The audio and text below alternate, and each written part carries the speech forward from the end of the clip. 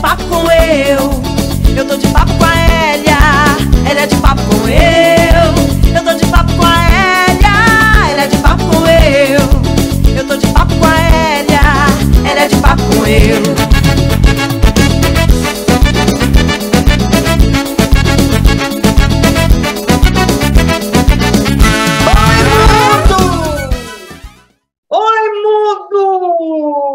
Hoje nós estamos na capital paulista, São Paulo, com o nosso queridíssimo produtor e músico Will Santos. Will, obrigada por ter aceito o convite de Papo com a Hélia. Seja bem-vindo. Hélia, que prazer falar com você, que prazer estar aqui no seu programa, que prazer bater um papo com você. Muito obrigado pelo convite, viu? Agora a gente vai bater esse papo aí à vontade. Will, você é mineiro, ama o forró, é músico e agora também enveredando na história da produção. Me conta essa tua história, como é que você chegou até aqui com a tua produtora Matutando Produções? Foi um caminho longo, mas acho que foi um caminho muito consistente, sabe? Um caminho que foi me levando a ter certeza do que é isso que eu quero fazer da minha vida, né?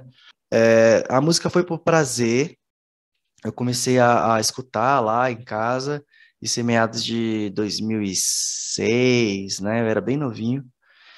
E aí eu comecei a tocar de hobby lá no interior de Minas, mas eu fui para estudar, eu fui para BH, fiz relações públicas, e aí eu estudando lá, fiquei 1 ano só em BH, e aí eu fui para o Rio de Janeiro para começar a trabalhar, porque eu tinha que trabalhar já, estudar e trabalhar. Aí eu comecei a frequentar a Feira de São Cristóvão, que me deu esse acolhimento, né? Porque eu não tocava com ninguém, não sabia tocar direito, mas amava muito forró, amava estar lá. E aí eu ficava pedindo para dar canja e eles deixavam. Então, assim, eles me acolheram mesmo, né? E aí eu ficava lá, fiquei apaixonado. E aí eu comecei a conhecer algumas pessoas do forró do Rio de Janeiro que faziam a cena lá. Quem me deu a primeira mão lá foi o cantor Marcelo Mimoso, que é do Rio de Janeiro lá.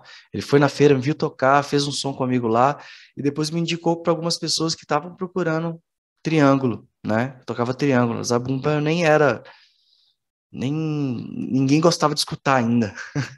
E aí eu comecei a conhecer o pessoal, e aí começou a dar muito certo, e aí eu consegui me dedicar à música. Fiz produção cultural na UFRJ, mais cursos, né? Não foi a faculdade em si, mas fiz os cursos da UFRJ, fiz produção cultural e fiz gerenciamento de projetos e direitos autorais lá. E aí eu fui tomando gosto da coisa, fui chamado para um outro trio lá que chamava Trio Candeeiro. Foi muito bom uma estada lá no no Trio Candeeiro, porque a gente viajou bastante, foi para a Europa, a gente tocava em todos os festivais que tinham no Brasil, né, principalmente no Sudeste, a gente tocou no Sul também. E aí eu comecei a produzir poucas coisas, né? A gente lançou na época era um álbum, né? Um CD. A gente lançou um CD e aí foi quando o trio acabou.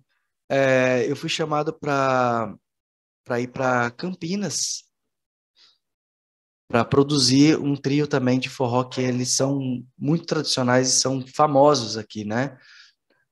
No Sudeste também, que chama Trio Dona Zefa. Também que eu já era muito fã deles também, então para mim foi um convite que te dá um salto, né? E eu não produzia nada assim full time, né? Eu produzia minha banda, que a gente fazia os projetos, era pessoa nova, mas se você ser contratado para você produzir ali, você tem que pensar lá na frente, você tem que pensar no futuro, você tem que organizar as coisas. Eu falei, meu Deus, vamos lá, mas vou aceitar esse desafio. Fui para Campinas, tudo foi dando muito certo, e aí também veio a produção do primeiro vinil que o trio... Na verdade, quando eu escutei o disco deles, eu falei assim, olha, por que a gente não faz o vinil disso? Aí ele falou, você faz? Eu falei, faço. Porque na época era um sonho meu desde o Trio Candeeiro, lá atrás. Fui atrás de tudo e a gente teve um marco, né? Teve um feito porque foi o primeiro trio de forró a lançar um vinil depois da década de 90, né? Um dos últimos vinis ali que a gente pesquisou, agora a gente não sabe com certeza, mas pela pesquisa que a gente fez, um dos últimos vinis, assim, da nossa galera, da música popular brasileira ali, foi na década de 90, acho que foi 88, 89, 90, por aí. Foi da Elba também. Aí eu falei, bom, então vocês estão sendo o primeiro. De qualquer forma, foi o primeiro a voltar depois dessa década a gravar. A data exata a gente não tem, ia lançar. E aí foi para mim isso é uma obra de arte. Agora eu entendi que a produção para mim a minha obra de arte é essa, é lançar essas coisas boas para quer dizer que a gente julga bom, né? Para o público assim, né? Fazer as coisas esse tipo de arte, pensar nessas coisas. Então a gente fez uma capa de vinil pintada à mão por um artista assim maravilhoso. A gente tinha achado o artista que pintou as capas do disco dos Trapalhões. Na época a gente queria a mesma coisa. E aí, só que ele teve um derrame, ele não conseguia pintar mais, indicou um outro cara, era maravilhoso também, só que tinha uma técnica diferente, a gente não gostou muito. Falei, não, a gente quer pintar da mão. E aí ele indicou um outro cara que é do Rio de Janeiro, o Carlos Chagas, maravilhoso. E aí ele falou, manda as fotos para mim. Aí a foto que tá na capa do disco do vinil do Trio Dona Zefa, que chama Beleza de Baile, foi uma foto que eu fiz. E essa foto ele fez aquela pintura maravilhosa, colocou elementos de baile, de festa junina, de tudo, e ficou maravilhoso e saiu esse vinil. E aí fiquei um bom tempo com o Trio Dona Zefa, depois fui chamado para tocar com uma outra banda, mas a vez de produtor falou muito mais alto, eu acabei indo para o Canto da Ema para produzir. Então eu produzi o canto e minha mente é muito inquieta assim. Então fui trabalhando no canto e já deu aquela coisa de ter que sair dali, queria ficar sentado de 8 às 18, por mais que eu trabalhar com forró era minha vida assim, mas tá dentro de um estabelecimento que exige essa regra assim, ainda mais uma pessoa que viveu muito solta, eu tava sentindo isso, mas eu só consigo falar isso para você agora, né? Que eu sentia isso.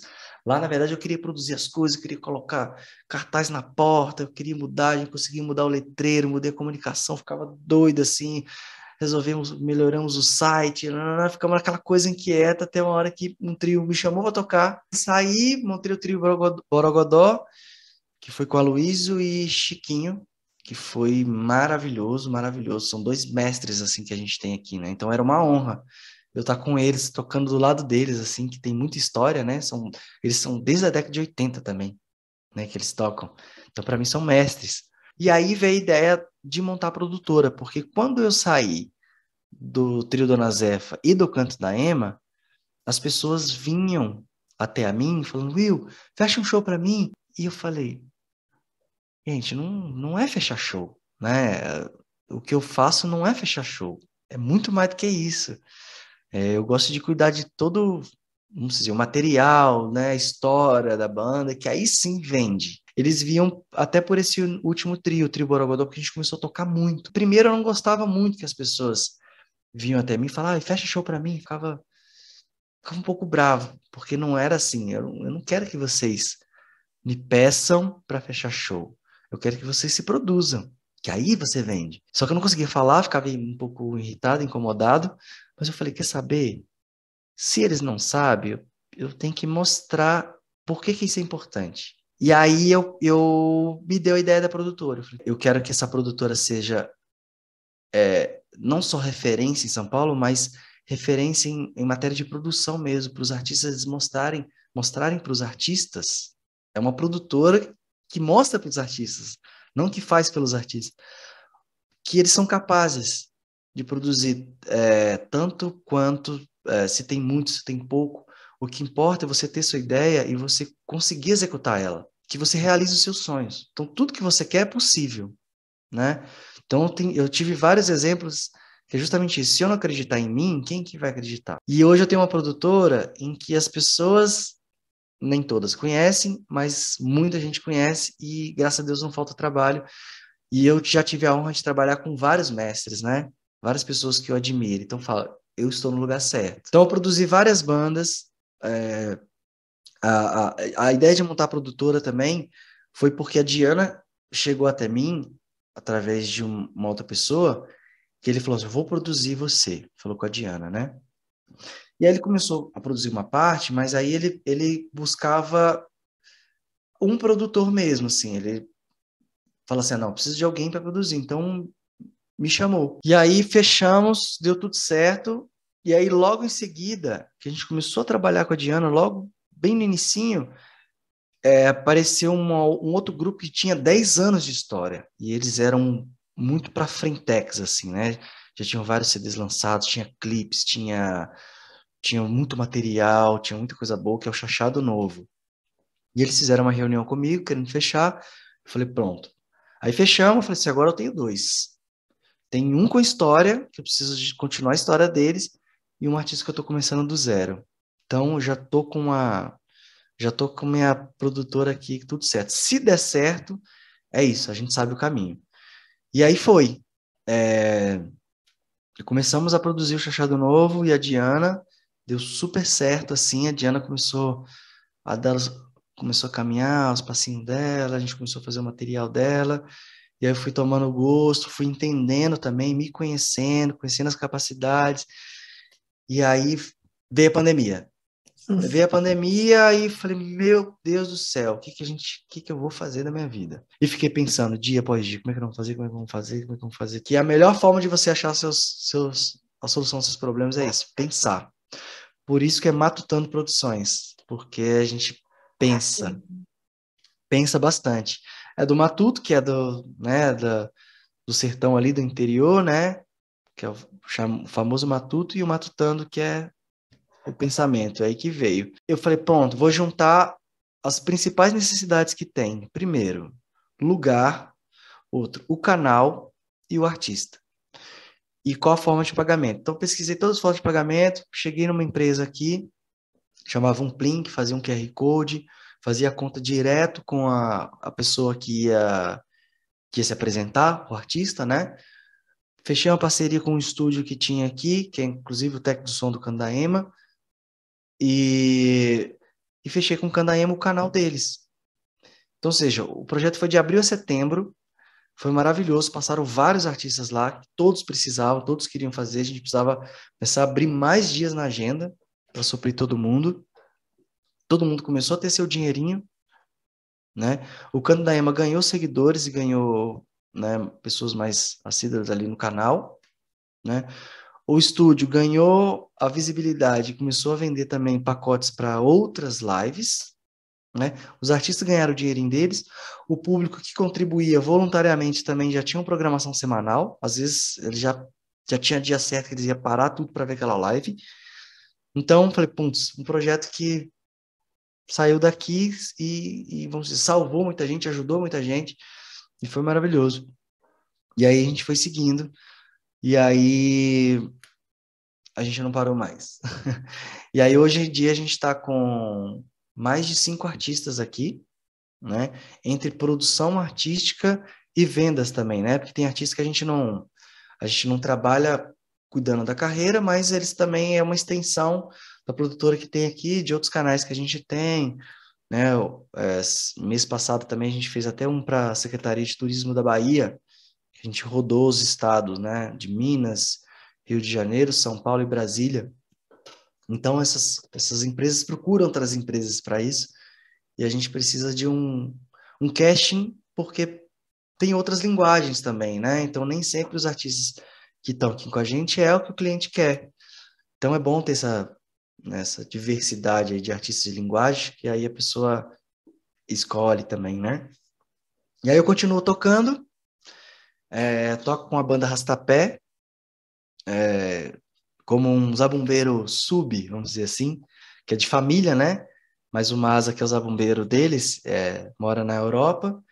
Então, eu fico aqui cobrindo por tempo indeterminado, até a hora que der, mas é uma família que eu não abro mão mais, né? Eles são maravilhosos. E a gente vem produzindo várias coisas, né? Vários projetos, assim, que ainda estou até com meu escritório um pouco pelado, assim, mas ainda vou colocar os quadros de tudo. Tem um aqui, na verdade, que é um outro projeto que a gente começou, chama Orquestra Popular Brasileira de Forró. A gente montou a primeira orquestra aqui de São Paulo, voltada para o forró e as tradições de resgate dos mestres e do contemporâneo também. E foi isso. Aquele foi um artista da Cordel Urbano que fez esse estandarte, essa matriz em xilogravura, um artista maravilhoso. E a gente quer isso, né? A gente quer que o forró ocupe lugares que a gente não está acostumado a ocupar, né? Como, sei lá, o Teatro Municipal, né? As festas da cidade, como orquestra, seja como trio, seja como banda. A gente tem músicas maravilhosas, poetas maravilhosas, né? Musicistas, né? Mulheres maravilhosas. Então tem um povo muito unido, mas a gente tem que entender essa força. Essa força, ela é grandiosa. Forró, ele não para. São Paulo, a gente tem forró de segunda a segunda. A gente tem forró no Sul. 2012, foi a primeira vez que eu toquei na Europa. Um francês que é brasileiro, chegou pra gente e falou assim, olha, toca a música uma por uma. Toca e para. Porque o pessoal aqui, eles não distinguem que você tá cantando uma outra música. Eles acham que é a mesma coisa. Tudo bem, vamos fazer isso. Quando a gente voltou 3 anos depois, o pessoal já estava cantando as músicas em português e aprenderam a falar português através das músicas. Então, assim, é a força do forró, é a força da música, né? Isso se espalhou. Na Alemanha, teve um cara que 1 ano ele dava aula de forró na sala dele, em pouco menos de 1 ano virou um festival. Um festival para mais de 300, 400 pessoas que tem ali. Então é a força do forró. Então a gente tá crescendo de um jeito que basta algumas pessoas entenderem e basta outras pessoas se moldarem para que a gente se expanda mais, assim. Então a ideia da Matutano é isso, é questão de ser referência que eu falo, não é referência em ser a melhor ou ser inigualável, imbatível, não. Tem que ter, quanto mais as pessoas entenderem que tem que ter muito mais, tem que ter 10 produtores de forró, tem que ter 20, né? Tem que ter muita gente brigando, a gente tem várias pessoas brigando aqui pelo forró, no poder público, por exemplo. Então, esses são agentes ali que a gente vai fazendo a engrenagem, né? Tem o SP Forró aqui, que é um grupo de pessoas aqui de São Paulo, que eles fazem muitas coisas focadas na cultura, sabe? Isso é muito bom também, porque também às vezes pega uma classe que as pessoas não tocam nessas casas, por exemplo, Canto da Ema, Remeleixo, umas casas que tem em São Paulo que são semanais e final de semana. Remeleixo é de sábado a segunda, Candaema é de quarta a domingo. Fora as outras casas, tem casa que funciona terça, outra quarta, né, e o forró não para, mas essas pessoas não estão lá. Então, o SP Forró, eles juntaram um grupo de pessoas e eles fazem isso, e eles conseguem coisas que nem a gente consegue, assim, porque eles estão lá, eles estão batalhando, fazendo. E preenche a cultura de uma forma bonita, né? Também. Quando tu falas, Will, que a tua produtora, que a Matutano Produções, tem várias linguagens, o que tu quer dizer exatamente com isso? Eu coloquei que a missão da Matutano é fazer que onde tiver espaço, a gente vai ocupar com forró, né? Então, quando a gente fala de espaço, a gente fala de indivíduos mesmo, né? Cada um tem uma cultura, cada um tem uma linguagem, a gente tem diversas dela. Por exemplo, a gente tem uma banda que é só de mulheres aqui, que é a Nanda Guedes. Então, são pessoas que são fora dos padrões, né? Tanto de sexualidade quanto de musicalidade. Então, elas fazem um forró e é, assim, magistral, assim, é coisa linda, assim, muito bem produzido, muito bem arranjado, né? Então, elas pregam também a diversidade, né? A questão do assédio também no forró.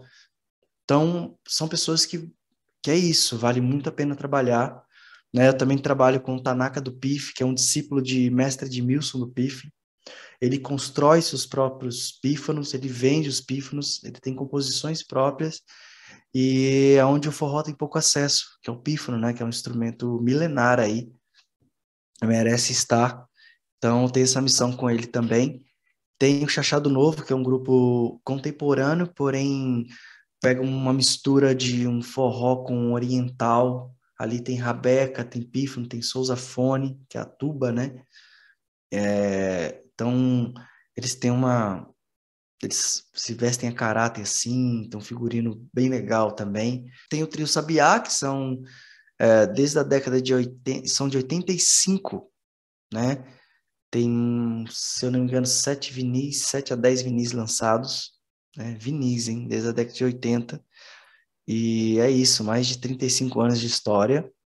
São um dos pioneiros aqui. Trio Sabiá já tem uma história muito grande, né? Porque é filho de Pedro Sertanejo. Pedro Sertanejo foi o primeiro empreendedor nordestino que abriu forró aqui em São Paulo. Além de abrir uma rádio também, uma gravadora que deu oportunidade para vários artistas, né? Marinês, Dominguinhos, Jackson do Pandeiro. E aí esse legado, né? Oswaldinho do Acordeon. Então, ver esse legado grande do Trio Sabiá está aqui com a gente, e é isso, eles são tradicionais, o forró autêntico, pé de serra, né?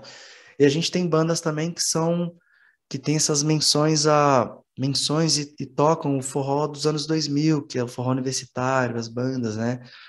Banda Rastapé, tem o Baião Clube, tem o Coisa de Zé, Ó do Forró. Então, todas as pessoas têm uma participação aqui com a gente, né? Então, quando eu falo de linguagem, é isso, cada pessoa tem a sua linguagem, a sua forma de tocar, suas composições, né, a sua cultura. Isso é muito legal. Já que você está voltado a esse nicho, né, do forró, nessas tuas apresentações, além da música, tu já fizeste alguma introdução com os repentistas? Ou os repentistas, tu vai fazer alguma coisa à parte? Tu já pensaste em fazer o casamento dos dois? Como é? Porque o repente é muito importante dentro da cultura nordestina também. Olha, meu maior sonho é conseguir um espaço em que eu consiga colocar tudo isso para fora, sabe? Eu tenho uma produtora, mas falando para você que até que isso fique gravado, que fique gravado porque daqui a um tempo o que eu quero é isso. Eu quero um espaço que eu consiga colocar todas as minhas ideias. E uma das minhas ideias é trabalhar com os repentistas, cordelistas, poetas, a parte de culinária também, que é muito importante. Então, quero também abrir para isso. Você está fazendo o maior sucesso como produtor da Diana do Sertão, com esse CD maravilhoso, lindíssimo. Como é produzir Diana do Sertão? É uma responsabilidade muito grande, porque Diana tem muita história, né? Diana foi crooner da banda Os Tropicais, Flávio José. Começou a cantar muito cedo, cantava nos bailes de carnaval, uma orquestra, né? Cantava de tudo. Foi uma pessoa que encontrou Luiz Gonzaga e falou para ele assim: eu canto de A a Z. Então, seja, qual tom que você canta? Eu canto de A a Z. E realmente ela é esse tipo de cantora. E além desse talento todo, né, ela foi batizada por Silvio Santos, né, o nome de Ana do Sertão. E ela é uma pessoa inigualável, assim, cara, de técnica, de força. Falei, bom, tem que fazer. É fácil, mas tem que fazer jus ao nome dela, né? Então, produzir ela é muito bom, muito gostoso, porque a Diana, além dela ser isso tudo artisticamente, ela é uma pessoa que investe nela mesmo, né? Eu não teria como fazer um clipe dela. A primeira música dela, Amar é Bom Demais, não foi eu que produzi, mas eu produzi o clipe dela e a gente produziu com o que tinha. Mas assim, falei, Diana, a gente precisa gravar um clipe, sei lá, vamos. Aí quando chegou a hora, eu falei, Diana, a gente precisa gravar um EP. Esse EP dela foi realmente uma coisa que eu dei a ideia e fui desde o início. A produção musical foi do Joquinha, né? Mas o Joquinha captou tudo ali e falou, olha, nós vamos gravar. A Diana correu atrás de algumas músicas, de alguns compositores, que ela escolheu a dedo, porque eu falei assim, esse EP, eu só vou cuidar da história. Você vai fazer tudo, porque o EP tem que ser a sua cara, tem que ser você, a sua essência, o resto deixa comigo. Ela, beleza, ela correu atrás da música, a gente colocou o Joquinha para produzir, explicamos essa história pro Joquinha, e saiu isso. Então eu falo que minhas obras de arte são essas, assim, é chegar naquela capa, né, de pensar naquilo tudo, né, esse processo, porque a capa fez jus a tudo que a gente conversou, né? Depois, musicalmente, fechou a tampa, né? Mas foi isso, produzir a Diana é gostoso demais e ainda vem mais coisas, viu? Tem um clipe dela que vai chegar agora, a gente vai começar a produção agora esse mês e deve lançar daqui a uns 2 meses já. A gente já tem um single São os projetos e a gente já tem o próximo álbum. Então, ou seja, até 2025 a gente já tem todo o planejamento da carreira dela. Hoje, você se define músico ou produtor? Ou você não consegue se definir ainda? Eu não consigo me definir ainda, porque uma coisa completa a outra. Porque quando eu vou produzir, eu tô tocando. Quer dizer, já toquei bastante, eu comecei tocando, né? E agora, quando eu vou produzir a Diana, por exemplo, o olhar clínico que eu tenho como músico também é maravilhoso, que eu consigo antever várias coisas, né? Eu consigo aprimorar ainda mais a produção. Tipo de foto, que às vezes eu faço até foto dos shows. E aí eu vou fazendo tudo, vou fazendo tudo. Depois eu edito a foto, depois eu posto a foto, depois eu faço a legenda da foto, compartilho a foto. Mas é isso, aí ainda não consigo me definir. Mas tocar é um grande prazer que eu não vou abandonar nunca. Tu tens intenção de sair do teu nicho de forró e abrir para outros sons, ou tu vais continuar no forró? Tenho essa intenção, mas eu ainda tenho uma missão. Enquanto eu não conseguir essa missão, eu não saio. E qual é a missão? Conta pra gente. Minha missão é fazer que o forró ele tenha um alcance não de mídia, mas de respeito em relação às práticas e costumes do forró, né? Seja do tradicional, cultural, ao contemporâneo mesmo, né? Então, eu quero que as práticas, que os músicos consigam se profissionalizar de forma que eles se empoderem ali, saber a força que eles têm. Não é porque é forró que eles não possam ser respeitados. Então, ele saber da força disso e além dele saber que ele, enquanto mais ele investir nele, ele vai alcançar novos lugares. Já que você está falando que você quer que o forró seja conhecido, você tem algum plano, algum projeto para fazer o forró itinerante pelo Brasil? Olha, itinerante não. Eu não tenho um projeto itinerante, mas eu tenho. A gente está entrando em lugares que é justamente isso, que o forró não tem acesso. Eu te falei, a gente fez orquestra, que a gente quer ocupar esses lugares. A gente fez um cadastro na Ancine, por exemplo, que é o que regulamenta o audiovisual, né, no Brasil, e a gente tem já o cadastro da Ancine, porque a gente quer começar a também a tirar os certificados dos clipes para que eles comecem ou estejam aptos a passar na TV, por exemplo.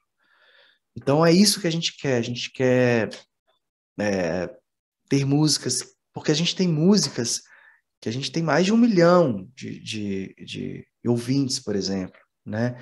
E essa não está num catálogo de uma plataforma de streaming, por quê? Se ela é tão vista, ouvida, quanto um artista nacional, né? Então é juntar isso, juntar a força que todo forró tem para a gente ter um catálogo, para a gente ter visibilidade nessas plataformas que a gente está operando para uma plataforma que não está vendo a gente. Você tem alguma ideia, algum projeto de fazer documentários dos teus artistas? Também está aqui, a gente tem 2 roteiros aqui que a gente precisa colocar ele em prática, mas é isso, vai ter o momento certo, que é uma do Trio Sabiá e toda a sua história, né? Para as pessoas verem que o Trio Sabiá é totalmente muito importante para a história do forró no Sudeste, para a história do Brasil e cultural, né? E quem foi Pedro Sertanejo, Oswaldinho do Acordeon, né? E um outro é sobre a zabumba. A gente já tem os relatos do instrumento a zabumba em si, sobre o instrumento a zabumba, e sobre o que a zabumba é na vida desses zabumbeiros e zabumbeiras, né? Um spoilerzinho, tem zabumbeira que a zabumba tirou essa pessoa de um canavial prestes a morrer, por exemplo. Então a zabumba tirou essa pessoa dali e a pessoa hoje vive tocando e cantando, né, com a zabumba. Queridíssimo, me fala uma coisa. Quem quiser entrar em contato com a Matutando Produções, quem quiser entrar em contato com o Will ou conhecer o trabalho de vocês, onde que a gente te encontra? Conta no Instagram, no Facebook, tem o site matutandoproduções.com.br e no Instagram, @matutandoproduções. Então, tudo que você colocar Matutando Produções, você vai achar. Facebook, é isso mesmo, Facebook, YouTube, Instagram, então tá tudo lá. Will, dentro dessa tua produção toda, o que tu gosta de fazer? Uma ótima pergunta, viu? Hoje está sendo para mim praticamente as capas, né? porque da capa vem todo um trabalho por trás. Então, quando eu vejo aquilo, eu vejo um clipe também que eu produzi ali, eu falo, putz, a minha arte está ali, né? O EP da Diana são vários ali, né? A capa foi um processo muito lindo ali, que a gente pegou uma artista, pintou ela, para mostrar que eu sou Diana do Sertão. Quando eu vi aquilo, eu falei, aquilo é minha arte, né? Quando eu escuto o EP dela, eu falo, ali está minha arte, né? No caso, tem o Joquinha também, né? Tem uma capa de uma banda, Balai de Baião, que eu produzi também, que tem toda uma... chamava Lado A e Lado B. Eu pensei em tudo aquilo ali. Então, também, falar, ali tá minha arte. O primeiro single da Diana do Sertão também, que a Maria é bom demais. Falei, tá ali minha arte. Né? Então, assim, é isso que eu gosto de ver e colocar. São essas coisas que eu acho, eu fico muito feliz. Então tu está me dizendo que a tua arte está toda representada em uma capa de um CD ou de um EP. Eu acho que o que materializa é isso, né? Sim. Mas tem outros projetos, né? Igual a gente fez as lives do canto. Essas coisas, para mim, é arte, né? Fazer acontecer esses projetos, para mim, a arte da produção é essa, né? Entregar vários produtos, né? Vários entretenimentos ali para o pessoal. Então, isso que eu fico muito feliz. Minha arte é essa. Bom, mundo, agora que nós conhecemos um pouco do mundo do produtor e músico Will Santos, o que eu vou dizer para vocês? Vem para cá para o canal, que aqui sempre tem muita novidade, aqui sempre tem artistas, produtores, músicos, trazendo novidades, trazendo a sua arte, como o nosso queridíssimo Will Santos, da Matutando Produções. Will, muito obrigada pelo teu tempo, obrigada por você estar aqui conversando com a gente, volte sempre. Olha, muito obrigado mesmo, fiquei muito feliz aí com a Thaís Sodré e com a Diana do Sertão também, agora participar com você, é um prazer, obrigado mesmo por deixar contar um pouco dessa história, e você é maravilhosa, que você cresça ainda muito mais e mais. Obrigada, Will, tchau! Tchau, tchau! Ela é de papo com eu.